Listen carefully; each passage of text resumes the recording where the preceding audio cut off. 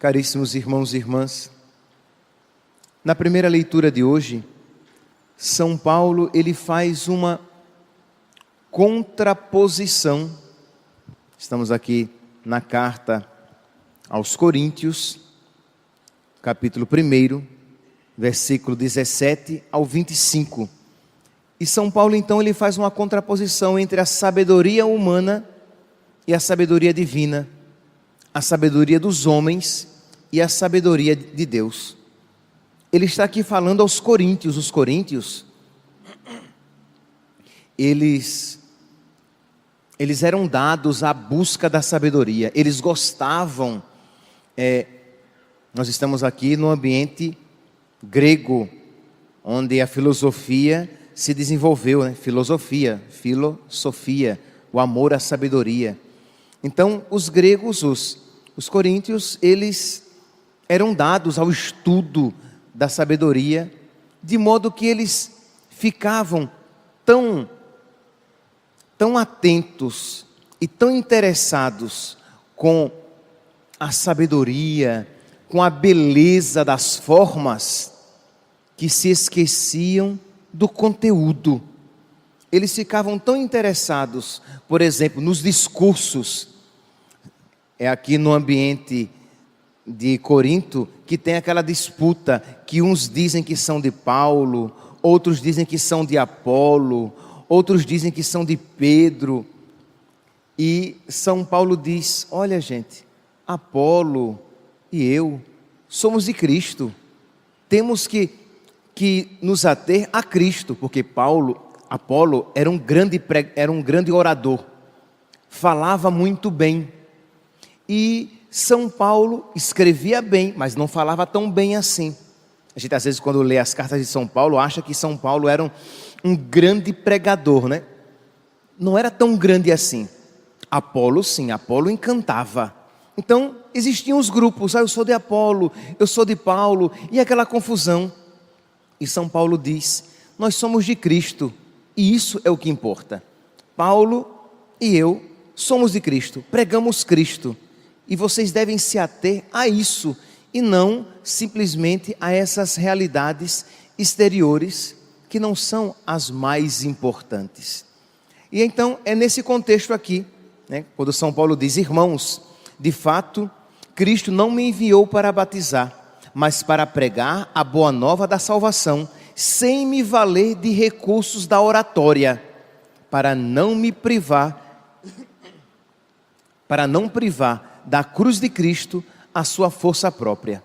Então, São Paulo diz: nós pregamos, se a nossa pregação for verdadeira, isso é o que importa, e nós pregamos Cristo crucificado, que é loucura para os pagãos, que é escândalo para os judeus, mas que é força e sabedoria de Deus para aqueles que creem.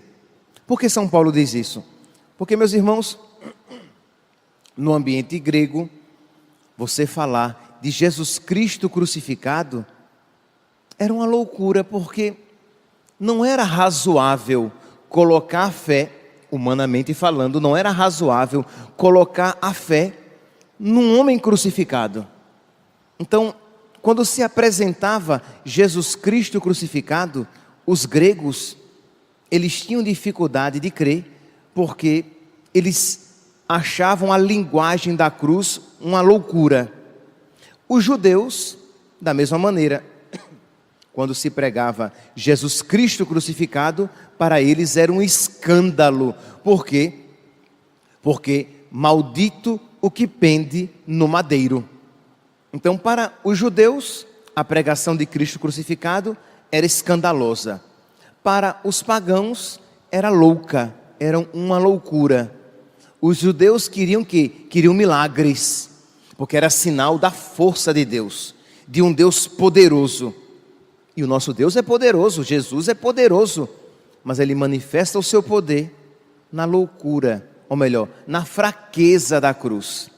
Nosso Deus é sábio, mas Ele mostra a sua sabedoria na loucura da cruz. Os gregos querem sabedoria, eles recebem Cristo crucificado. Os judeus querem milagres e eles recebem Cristo crucificado. Pois bem, meus irmãos, o que é que que São Paulo, nessa primeira leitura de hoje, quer nos ensinar? Que nós precisamos descobrir a sabedoria e a força da cruz nas nossas vidas. Por quê? Porque senão, quando a cruz se apresentar na nossa vida, e nós já falamos aqui tantas vezes, a cruz se manifesta por meio de uma doença, de uma decepção, de uma fragilidade, de uma dificuldade nos relacionamentos humanos, diante da morte de uma pessoa, nós experimentamos a cruz diante da morte de uma pessoa querida, nas dificuldades e nas lutas contra as nossas limitações. Em tudo isso, a cruz, ela vai se manifestando. Ora, se nós estivermos unidos a Deus, se nós tivermos aprendido na oração, a oração é o caminho, meus santos. Se nós tivermos aprendido que a cruz de Cristo, ela é sábia, que na cruz de Cristo se encontra a verdadeira sabedoria e a verdadeira força, quando a cruz de Cristo se manifestar na nossa vida, nós não iremos nos desesperar, nós não iremos perder a fé, nós iremos sofrer, nós iremos chorar, entende? Não estou falando que se você tiver uma vida de amizade com Deus, por meio da oração, se você tiver vida de oração, você não vai sofrer, você não vai chorar. Não, você vai sofrer, você vai chorar. Todos nós vamos sofrer e chorar em alguns momentos da nossa vida. Muitas vezes mais do que gostaríamos. Mas em alguns momentos da vida iremos sofrer, iremos chorar. Mas não iremos nos escandalizar. Não iremos perder a fé. Por quê? Porque quando nós nos aproximamos de Jesus na vida de oração, é de Jesus crucificado que nós nos aproximamos. Se nós nos aproximarmos de Jesus neste mundo, para que nós nos aproximemos dele glorioso, nós passaremos pela cruz. Não há verdadeira aproximação, verdadeira amizade de Jesus neste mundo que não seja de Jesus crucificado. Ora, se nós nos tornarmos amigos já neste mundo de Jesus crucificado, quando a cruz de Jesus se manifestar na nossa vida, repito, nós não iremos perder a fé. Pois bem, iluminados por esta palavra, lancemos um olhar sobre o Evangelho de hoje. O Evangelho de hoje traz a mesma temática do Evangelho de ontem, isto é, o nosso encontro com Deus, o nosso encontro definitivo com Deus, a vinda de nosso Senhor. E hoje, enquanto ontem apresentou sobre a imagem dos empregados, hoje é dessas 10 jovens, que são as nossas almas, que somos nós. Diz aqui a parábola que o reino dos céus é como a história de 10 jovens que pegaram suas lâmpadas de óleo e saíram ao encontro do noivo. 5 eram prudentes e 5 eram imprudentes. 5 eram sábias e 5 não eram sábias assim.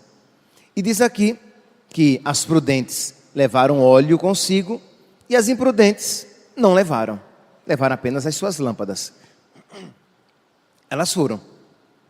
O noivo estava demorando e todas elas acabaram cochilando e dormindo. Se vocês prestaram bem atenção, no evangelho de ontem, Mateus capítulo 24, versículo 48, também cita isso, que eles disseram, Mateus capítulo 24, versículo 48, mas se o empregado mal pensar, meu senhor está demorando, e hoje, versículo 5, o noivo estava demorando, e todas elas acabaram cochilando e dormindo. Isto é, a demora de Deus fez com que tanto os empregados do evangelho de ontem, como as jovens do evangelho de hoje, elas cochilassem e dormissem, ou os empregados caíssem numa má vida.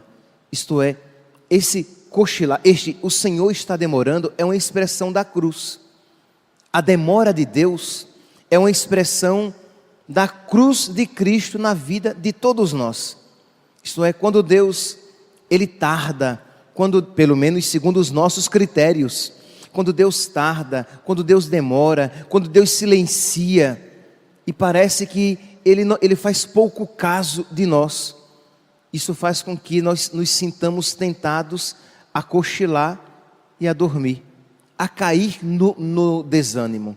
E o interessante é que no evangelho de hoje, as 10 jovens dormiram. Não dormiram apenas as imprudentes, dormiram as prudentes e as imprudentes. Mas quando Cristo chegou, as prudentes que tinham óleo suficiente. É interessante que muitos padres da igreja, quando leem este evangelho, interpretam óleo com a vida de oração. As prudentes que tinham óleo suficiente, isto é, que tinham a vida de oração consistente, elas conseguiram se acordar e ir ao encontro de Cristo. As que não tinham, tentaram em cima da hora arrumar, conseguir aquilo que não tinham. Nós tínhamos comentado ontem, e nós refletíamos dizendo, já imaginou se nós soubéssemos que Cristo ia chegar agora, você ia querer se converter de uma hora para outra, mas não é assim que acontece. Nós não sabemos nem o dia que Ele vem, nem a hora que Ele chegará. Ele chegará num dia que a gente não sabe, numa hora que a gente desconhece. Então não adianta querer em cima da hora você adquirir as virtudes, o desapego e a conversão que você não teve. Isto é, devemos estar preparados a cada dia, nos preparando a cada dia. As 5 jovens imprudentes tentaram isso. Em cima da hora, tentaram conseguir óleo e não conseguiram. O que é que isso, meus irmãos, nos ensina? Que esse óleo, essa vida de oração, essa intimidade com Deus, ela precisa ser buscada a cada dia. Por quê? Porque no dia em que nós não soubermos, numa hora em que nós não esperarmos, o Senhor virá. Nós ouviremos, o noivo está chegando, ide ao seu encontro. E se nós tivermos essa amizade com Deus viva no nosso coração, se não for apenas um verniz, uma aparente amizade com Deus, mas uma verdadeira amizade com Deus. Por que eu estou dizendo isso? De não ser apenas um verniz, mas uma verdadeira vida de oração. Porque as 10 jovens foram ao encontro de Cristo. As 10 foram convidadas para o banquete, para a festa de casamento. E as 10 virgens, elas tinham óleo. Só que 5 tinham apenas o suficiente para encher a sua lamparina, para algum tempinho. As outras tinham óleo suficiente. Talvez você olhe para a sua vida e diga, padre, mas eu tenho fé, a minha lâmpada está acesa, graças a Deus. Mas a pergunta é, você tem fé suficiente? A sua lâmpada, você tem óleo reserva, para que quando o Senhor demorar, você tenha condições suficientes para suportar a demora de Deus? Porque as 5 prudentes, elas cochilaram, elas sofreram a demora de Deus, mas o óleo estava ali suficiente. O óleo não ia acabar, ela tinha óleo suficiente, repito, para suportar toda a demora de Deus. As outras 5 não tinham óleo suficiente para suportar a demora de Deus. Dizendo de uma outra maneira, as 5 prudentes, sábias, elas tinham óleo suficiente para suportar a cruz. As outras 5 não tinham óleo suficiente para suportar a cruz, representada aqui pela demora. Compreende aqui, meus santos, o que significa ter o óleo suficiente? O que significa ter uma vida de intimidade com Deus, de oração? É uma vida de oração tal que me capacite a suportar as dificuldades da vida, as tentações da vida, aquilo que o mundo nos requisita, para que nós tenhamos óleo suficiente para dizer não ao mundo e sim a Deus. No livro do Eclesiástico, no capítulo 2, acredito aqui que todos conheçam, se não conhecem, que depois leiam e releiam, para ficar conhecendo Eclesiástico, capítulo 2, versículo 1, mas vou pegar aqui a partir do versículo 3. Diz aqui, vou ler desde o início, porque é tão bonito que vale a pena escutar. Meu filho, minha filha, se entrares para o serviço de Deus, permanece firme na justiça e no temor, e prepara a tua alma para a provação. Humilha teu coração e espera com paciência. Lembra que tanto ontem como hoje, os dois tiveram dificuldade de esperar. O Senhor está demorando. E uns caíram na baderna e outros caíram no sono. O esperar Deus. E humilha teu coração, espera com paciência, dá ouvidos e acolhe as palavras de sabedoria. Não te perturbes no tempo da provação, não te inquietes no tempo da provação, sofre as demoras de Deus, dedica-te a Deus, espera com paciência, de novo, espera com paciência, aceita tudo o que te acontecer, na dor permanece firme, na humilhação tem paciência, e ele segue à frente.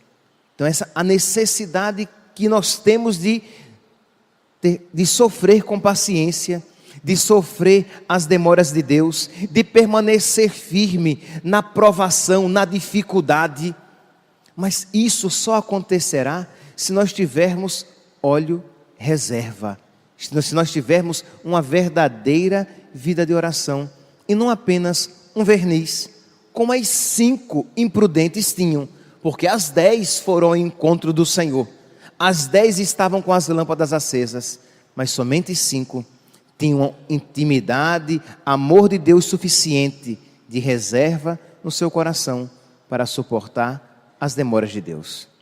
Que hoje, meus santos, nesta sexta-feira da 21ª semana do tempo comum, nós supliquemos a nosso Senhor, peçamos a Ele, peçamos com as nossas palavras: meu Deus, concede-me um coração que saiba te esperar, que não se canse de esperar, que não te abandone.